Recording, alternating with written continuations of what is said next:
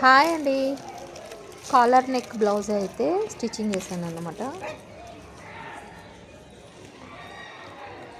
Back ఏమో leaf whole and ముందుకేమో caller వచ్చేస్తుంది అన్నమాట. ముందు ఏమో రౌండ్ నెక్ తీసేసుకున్నాను. ఇదండి చిన్న హ్యాండ్సే, 5 ఇంచెస్ హ్యాండ్స్. దానికి పఫ్ పెట్టాను.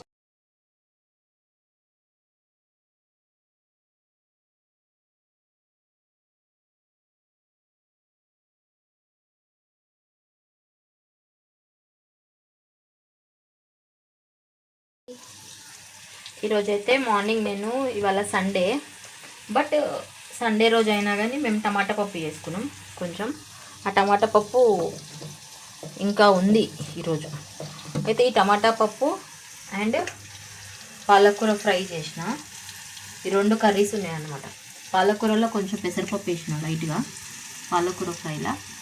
అయితే ఏమైందంటే ఇప్పుడు ఇది ఎక్కువైపోయింది మాకు. ఇప్పుడు దీన్ని ఏం చేయాలి? ఇది పొద్దునైతే మళ్ళీ వేస్ట్ అవుతుంది. ఇప్పుడు దీన్ని పప్పుచారు చేయాలి. సండే రోజు పప్పుచారు చేసేస్తాను అనమాట. ఇప్పుడు దీన్ని దోసకాయ ఉంది ఇంట్లో, చూడండి.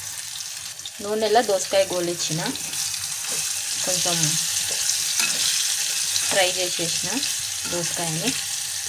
కొంచెం కారం, అల్లం ఎల్లిగడ్డ, సాల్ట్ వేసి, కొంచెం పసుపు, లైట్గా పసుపు వేసి ఇవైతే మెత్తగా వేసేసిన.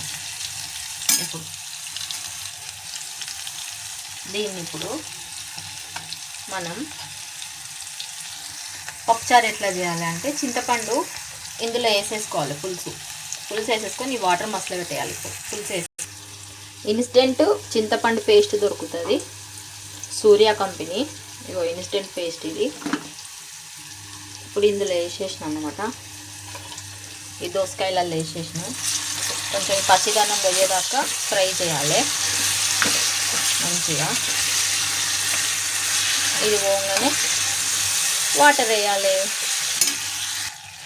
పచ్చిదనం అయితే పోయింది, అంటే కొంచెం నూనెలో ఫ్రై అయితే పచ్చిగా ఉంటే, ఒకవేళ స్మెల్ లాగా ఉంటే అది పోతుంది. ఇప్పుడు వాటర్ అయితే వేసేస్తున్నా 1 గ్లాసు. ఇప్పుడు ఇది పప్పుచారు లాగా మసలాలి కొంచెం.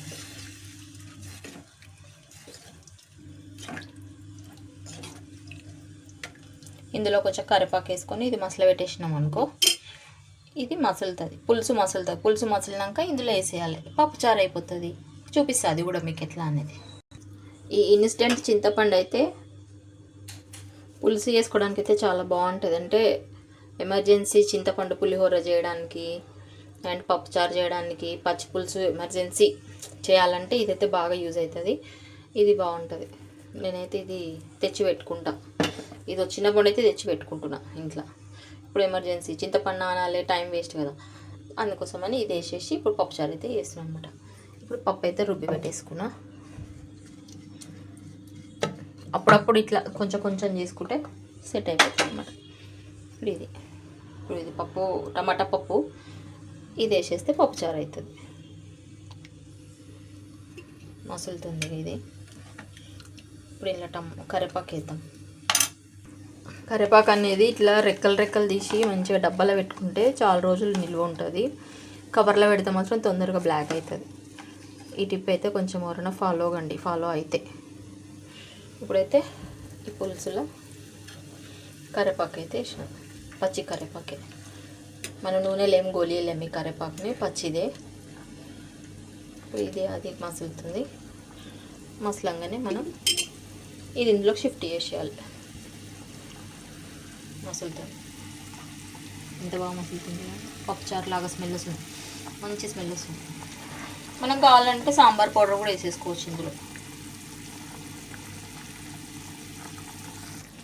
క్యారెట్ కూడా వేసేసిన, చూడండి ఇగో క్యారెట్. ఇప్పుడు సాంబార్ అయిపోతుంది ఇది మంచిగా. ఇదైతే మంచిగా మసలింది. ఇక మనం ఇందులో షిఫ్ట్ చేసేద్దాం.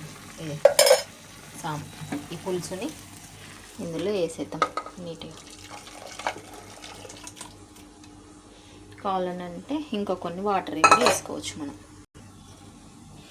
చూడండి ఇంకా పప్పుచారు. ఇప్పుడు ఇందులో మనం సాంబార్ పౌడర్ కూడా వేసేసుకుంటే మంచి ఫ్లేవర్ వస్తుంది. ఇక అయిపోయింది పప్పుచారు.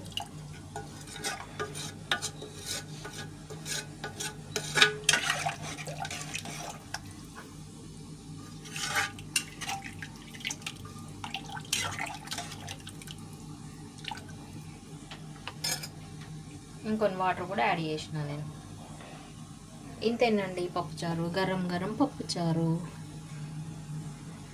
టమాటా పప్పు వేస్ట్ కాదు, మనకు పప్పుచారు లాగా యూస్ అయిపోతుంది. బాయ్. సబ్స్క్రైబ్ చేసుకోండి, లైక్స్ ఇవ్వండి.